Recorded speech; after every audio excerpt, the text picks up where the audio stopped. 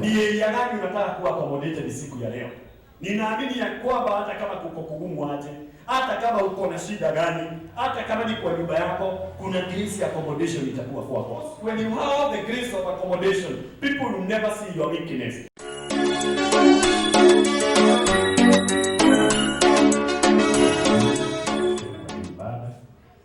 Bwana, tunaomba neema nyingine kwa jina la Yesu Kristo, tuomba na kuamini. Amen. Nimewasalimu kwa jina la Yesu Kristo, habari zenu. Nawasalimu tena, habari ya leo. Amen. Naitwa mchungaji David. Yesu Kristo ni Bwana na Mwokozi wa maisha yangu. Nashukuru sana, ni kwa sababu ya ukuu wake Mungu hapa tumefika, imegharimia, na Bwana akawabariki. Wale watu wanatufuata katika mitandao YouTube, you are most welcome. Ujumbe wa leo ni ujumbe wa kusogewa. Everybody anahitaji kusogewa. Na shida ile unaona watu wanakula shida kubwa ni kwa sababu hawakupata watu wa kuwasogea. Kuna watu hawaja settle, they still fighting. Many people are running from their home. Many people they are running from their own reality because hawajaipata accommodation. When you lack accommodation, you run away because so many people they fear to fight. Hakuna mtu anaogopa kama kupigwa. Many people are not accommodated to their family. Many people are not accommodated in the church. Many people are not accommodated to their professionals. And that is why people wanatoroka because hawajasogewa. Siku ya leo ningeliomba, kuna watu wameishi na kupigana. How many people tuko hapa? Tumeishi hivyo. Unajaribu kufresh maji utupelekea watu wenu. Wanakuambia Mungu ana kazi ya kufanya. Unadhania umejichocha, umeinua watu, lakini baadaye they take advantage of you. Hausogewi. Unajipendekeza kwa mtu, baadaye unadhania ya kwamba umeprovide energy yote, baadaye unaona anakulenga. Because roho ya kusogewa, kitu ya kwanza, wewe unakuwa wa kupigwa na watu. Nobody will listen to you. Joseph, you might live like lifestyle ya Joseph. Joseph hakusogewa. Joseph hakusogewa. Alipozaliwa, Bible inasema mandugu zake walisema na tumuue. Tukirudi nyuma in the book of Genesis, Yusufu ndiye auzwe, ni mandugu zake walikataa kumsogea. Kweli amezaliwa kwa hiyo boma, lakini hawajamsogea. He is not accommodated there. Hajakuwa accommodated hata kama ni firstborn, hata kama ni mtoto wa huko, he is not accommodated there. So ameishi maisha ya kupigwa. Wakati yule alishikwa mara ya pili, ndio huyo ameuzwa.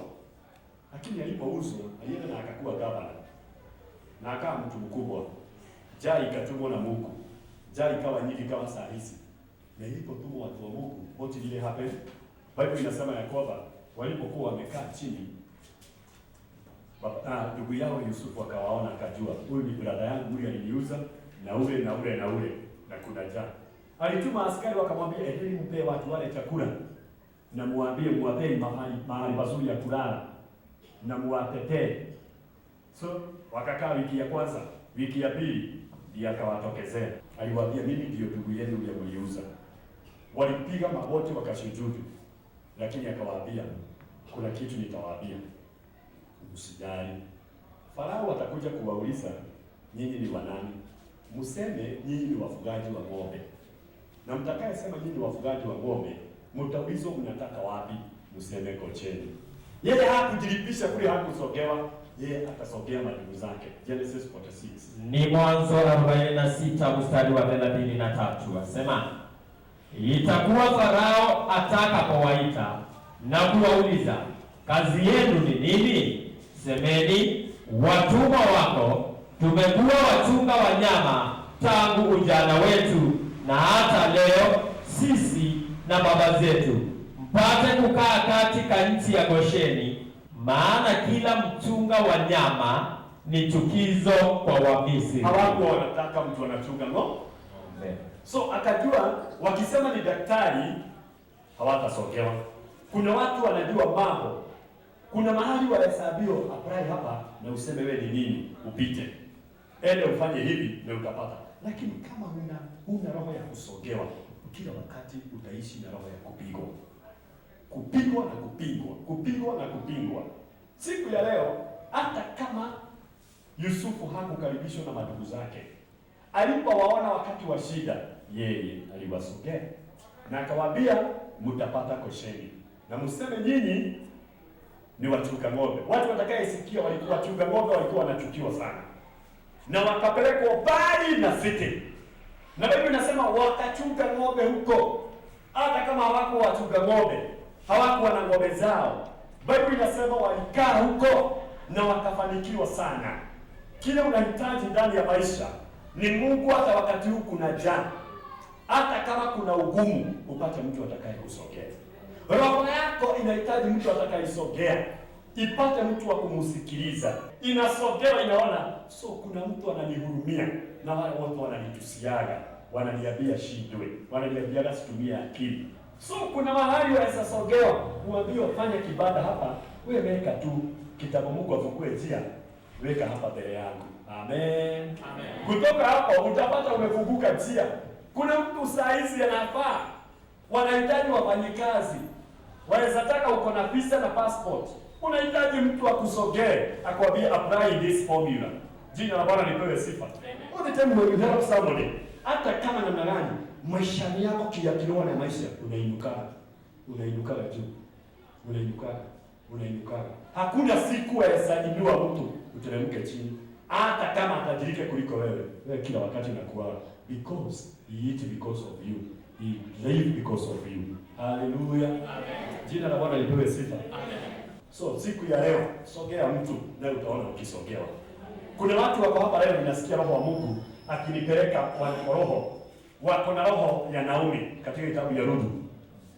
Biblia inasema na Naomi alipoenda Moabu, Biblia inasema ya kwamba alienda na baba na mama na watu wao na vijana wawili. Lakini alipoenda Moabu, Biblia inasema ya kwamba hakupata watu wa kuwasogea. Another person is a prodigal sana. Kijana alipoenda kukula mali, alikuwa na akili za kusave. Lakini alipoenda huko hakusogewa, aliporwa. Wasaenda ni vizuri sana, hata ukianza kazi, ukianza biashara, ukienda mahali pale ulipo, unaambia God, help me somebody who can accommodate me.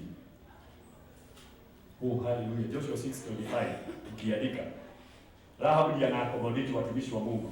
Kulikuwa na mapasta, lakini Rahabu ha-accommodate. Tusome katika kitabu ya Ruthu kwanza. Amen. Kitabu cha Ruthu mlango wa 2 mstari wa 14. Unasema, tena wakati wa chakula huyo Boazi akamwambia, karibu kwetu ule katika mkate wetu, na ulichovye toke lako katika siki yetu. God bless you. Lakini ukianza wakati aliporudi kutoka Moabu, Ruthu mlango wa kwanza mstari wa 21. 21 yasema hivi, mimi nalitoka hali nimejaa, naye Bwana amenirudisha sina kitu. God bless you. Kuna mtu wako hapa saa hizi, akianza mwaka alianza akiwa amejaa, lakini mahali pale amefika hayuko. Kuna mtu alianza ndoa akiwa amejaa, saa hizi hayuko kitu. Hivi Naomi anasema, "Oi, nilianza nikiwa nimejaa, lakini saa hizi mimi nimerudi bila kitu." How many people wako hapa wanalia saa hizi, tulikuwa tuko wazuri, lakini sasa hatuna kitu. Tulikuwa tunapendana, lakini saa hizi hatupendani. Tulikuwa na maendeleo, ni kwa sababu tulikosa the grace of accommodation. Ni kwa sababu tulikosa nafasi ya kusogewa. Kila mahali tunaenda ni vita tu, kila mahali tunaingia ni vita tu. Si kuna mtu wako hapa ambapo ametoka Moabu, hajakaribishwa na mtu. Lakini mistari ya pili inasema hivi, naye Boazi akamwambia, kuja hapa, hata kama umetoka buri, kuja hapa uchovye mkate wetu. Ama? Amen? Sema, Mungu atafanya nikaribishwe mezani. Mungu atafanya nikaribishwe mezani, na nikule pamoja na walio na mali. Na nikule pamoja na walio na mali. Huyu Naomi na Ruthu wamekuja wakitaka kuwa shukrani. Biblia inasema tumeingia, 21 inasema ya kwamba tuliingia. Sisi tulitoka huku tukiwa na kitu, lakini tumerudi tukiwa bure.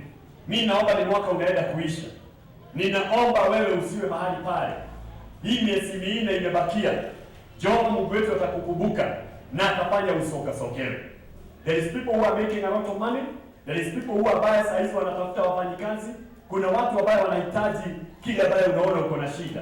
Lakini Biblia inasema ya kwamba baada ya hapo Boazu akamuita, kuja uchovie mkate wetu. Kwa hiyo amesongewa ama hajasongewa? Amekuwa accommodated ama hajakuwa accommodated? Ni area gani unataka kuwa accommodated siku ya leo? Ninaamini ya kwamba hata kama kuko kugumu aje, hata kama uko na shida gani, hata kama ni kwa nyumba yako, kuna grace accommodation itakuwa kwako. Hata kama kuna difference gani, hata kama unaonekana wewe ndio uko na shida, hata kama unaonekana wewe ndio uko na mambo. Naomi alikuja, wamama walipomwonea bali walikimbia, hawakuona vile amelarukiwa, hawakumuona vile yako, because when you have the grace of accommodation, people will never see your weakness, people will never see your what you did wrong. May God bless you. Siku ya leo ninakuombea ukiondoka hapa upate neema ya kusogewa, upate neema ya accommodation, na mahali pote utaenda kuapply kazi upate accommodation katika jina la Yesu Kristo. Oh, hallelujah. Amina. Pokeeni neema ya kusogewa. Pokeeni neema ya kukaribishwa. Pokeeni neema. Hata kama mlikuwa bure, hautaendelea ukiwa bure. Kuna mtu atakusikiliza, hautakaa vile huko kwa jina la Yesu Kristo. Sema Bwana Yesu. Bwana Yesu. Nipe neema ya kusogewa. Nipe neema ya kuwa accommodated. Na neema ya kuwa accommodated. Kwa jina la Yesu Kristo, uliyosaidia Naomi, hata kama amerudi Bethlehemu Juda, bila kitu, alipata kukaribishwa kwenye meza na akakula na akaendelea. Na kuomba wakati huu unisaidie, hata vile nimegojeka, vile ninapitia, vile nimekuwa mistaken, nipate mtu atakaye nisongea na ni accommodate. Kwa jina la Yesu. Naomba na kuamini. We receive the goodness of God. Pokeeni neema ya kutosha. Pokeeni neema ya kupata kosheni. Umemaliza.